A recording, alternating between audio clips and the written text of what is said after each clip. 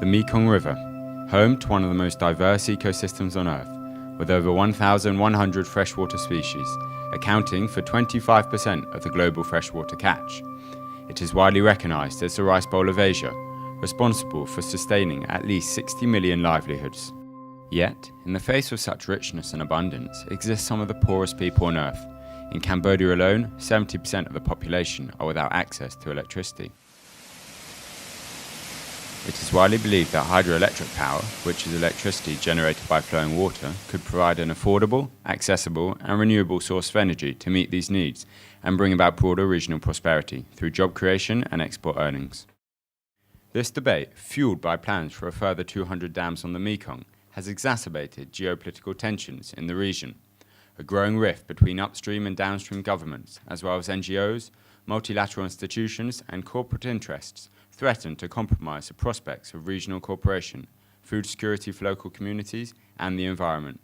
Is it possible to reach a solution that meets every actor's interests?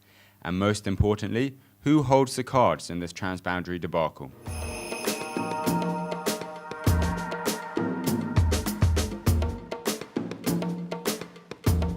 Government officials in Southeast Asia have repeatedly stressed that the provision of renewable energy services holds the key to unlock economic growth and to reverse energy poverty. According to their Minister of Energy and Mines, Laos has been looking into natural ways to develop the country for a while. Hydropower development is one of the best alternatives that brings electricity to the people, for their domestic use and also to help eradicate poverty. But are the benefits of hydropower as wide-ranging as government officials claim? According to environmental NGOs, the suggestion that hydroelectric power could deliver a clean and accessible source of energy whilst providing security for the 60 million people that depend on the river is ill-founded. Past regional examples, such as the Three Gorges Dam, which displaced 1.24 million people, reveals an insight into this reality. Moreover, extensive research has exposed how, as well as population displacement, the disruption of crucial nutrient-laden sediment flow and the obstruction of the migration of 80% of the Mekong's fish species are just some of the inevitable costs associated with damming.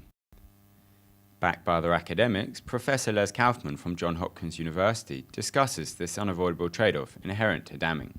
Do you want clean energy or do you want food security?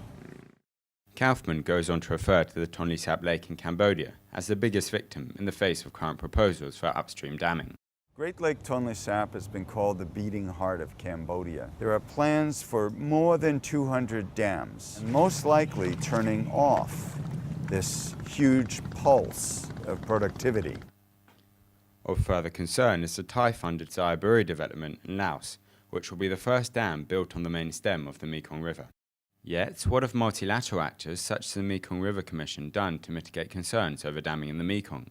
In 1995, it commissioned a report signed by all 4 member states, Laos, Vietnam, Thailand and Cambodia, to cooperate in all fields of sustainable development, utilisation, management and conservation of the Mekong River Basin.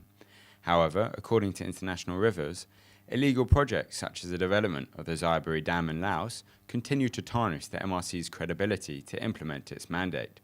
Moreover, measures aimed to overcome the destructive effects of dams, such as fish ladders and bypass channels, have proven themselves inadequate at best. So, who are the winners and who are the losers? The winners are upstream states, as well as private enterprises, that stand to reap the benefits from hydropower. Given what they stand to gain, these powerful elites are likely to focus on profit and geopolitical influence, rather than socially responsible considerations, and particularly the plight of the millions of ordinary people. More broadly, hydropower feeds regional geopolitics, with some countries, favoured by their upstream geographical locations, positioned to gain more than others, such as Laos and especially China, which has constructed approximately half of the world's large dams. By contrast, environmental NGOs such as International Rivers and WWF express severe concern for downstream countries like Cambodia and Vietnam, who suffer a disproportionate amount of the socio-economic damage to communities and fisheries.